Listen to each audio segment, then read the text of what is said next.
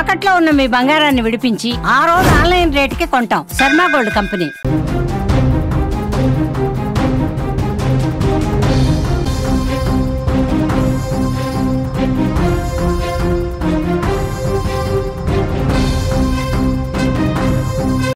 Breaking news చూస్తున్నాం. నిమిష ఉరి శిక్షపై భారత విదేశాంగ శాఖ స్పందించింది. న్యాయ సహాయాన్ని అందిస్తున్నామని ప్రకటన చేసింది.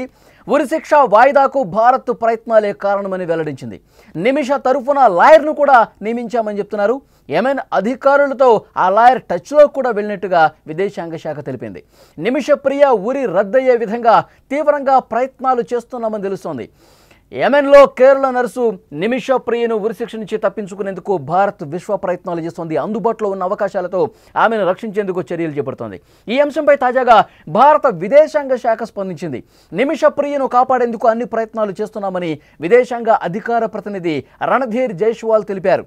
నిమిష తరఫున ఒక లాయర్ను కూడా నియమించినట్టుగా ఆయన స్పష్టం చేశారు. లాయర్ ఆ ఫ్యామిలీతో రెగ్యులర్గా టచ్లోకి ఉన్నారని, యెమెన్ అధికారులతో కూడా మాట్లాడుతున్నారని పేర్కొన్నారు. నిమిష మరణశిక్ష వాయిదా పడేందుకు కూడా భారత ప్రభుత్వం ప్రయత్నాలే అని ఆయన వివరించారు. విదేశాంగ శాఖ అధికార ప్రతినిధి రణధీర్ జైస్వాల్ ఆయన ఏమన్నారు ఒక్కసారి విందాం ఇక్కడ. You all have been following this very closely. This is a very sensitive matter and the government of India has been offering all possible assistance in the case. We have provided legal assistance and also appointed a lawyer to assist the family. We have also arranged for regular consular visits by a family, and we are also in touch with local authorities as also the family members to resolve this issue. This included concerted efforts in recent few days to seek more time for the family of Miss Nimisha Priya to reach a mutually agreeable solution with the other party. The local authorities in Yemen have postponed carrying out her sentence that was scheduled for 16th July that you're well aware of. We continue to closely follow the matter and render all possible assistance. అది భారత విదేశాంగ శాఖ చాలా స్పష్టంగా చెప్తోంది. ఆమెకి ఉరి ఆగింది, వాయిదా పడిందంటే భారత్ చేసిన ప్రయత్నాలే. అయితే ఇంకా సీరియస్గా మేము ప్రయత్నాలు చేస్తున్నాం. ఒక లాయర్ని నియమించాం.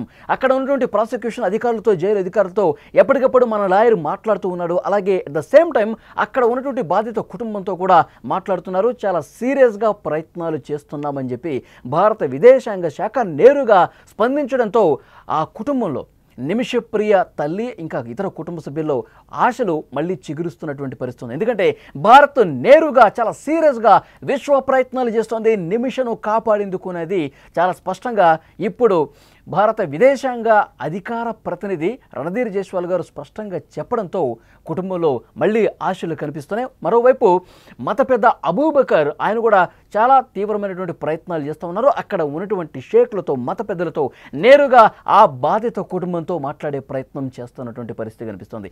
ఇప్పటి వరకు కూడా నిమిష ప్రియ ఉరికి సంబంధించి జూలై 16వ తారీఖు అమలు అయ్యే పరిస్థితి ఉంటుంది. ఇటు భారత్ చేసినటువంటి ప్రయత్నాలు, మరోవైపు అబూబకర్ చేసినటువంటి ప్రయత్నాలు కొంతమేర ఫలించి ఒక అడుగు వెనక్కి వేశారు.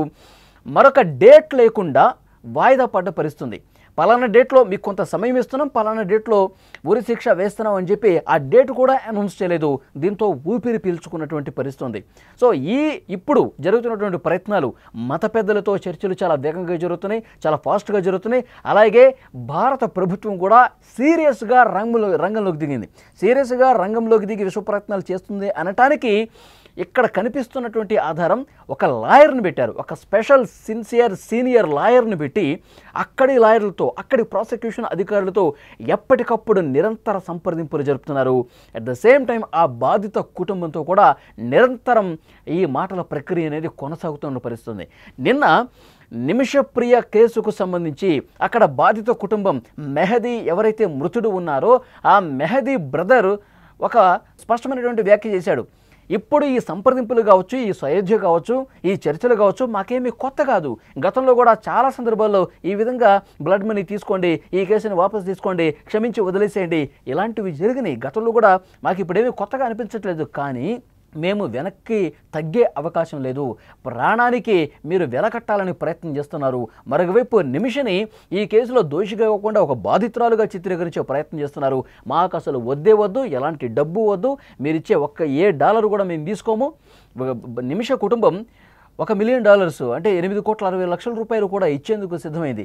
మాకు $1 కూడా మేము తీసుకునే పరిస్థితే లేదు, మాకు అసలు డబ్బు వద్దు, నిమిషకి శిక్ష పడాల్సిందే. ఇప్పటికి కూడా అదే స్టాండ్ మీద వాళ్ళు ఉన్నారు, నిమిషకి శిక్ష పడాల్సిందే అని చెప్తూ ఉన్నారు. కానీ ఇప్పుడు ప్రయత్నాలు మరింత వేగం పుంజుకునే అవకాశం అయితే కనిపిస్తుంది. ఎందుకంటే ఇటువైపు నుంచి భారత ప్రభుత్వం నేరుగా రంగంలోకి దిగి ఒక లాయర్ను కూడా పెట్టి, ఇది చాలా సున్నితమైన అంశం కాబట్టి అక్కడ దౌత్య సంబంధాలు అవి ఉపయోగించుకుంటూ, మరోవైపు ఇక్కడ ఈ హూతీలతో ఎవరికైతే నేరుగా సంబంధాలు ఉంటాయో, మన మిత్ర దేశాలు ఏవైతే ఉంటాయో అక్కడి అధికారుల నుంచి కూడా అట్లా లింక్ చేసి కొంత సానుకూలమైనటువంటి పరిస్థితి క్రియేట్ చేసే విధంగా చర్చలు జరుగుతున్నాయి. ఇటు మత పెద్దలు, ఇటు మన దేశం ఉన్నటువంటి ఈ లాయర్లు కావచ్చు, అధికారులు కావచ్చు, అలాగే మనకి మిత్ర దేశాలు ఏవైతే ఉంటాయో హూతీలతో నేరుగా సంబంధాలు ఉన్నవి, వాళ్ళ నుంచి కూడా డిస్కషన్స్ స్టార్ట్ అయినట్టుగా ఇన్ఫర్మేషన్ వస్తుంది.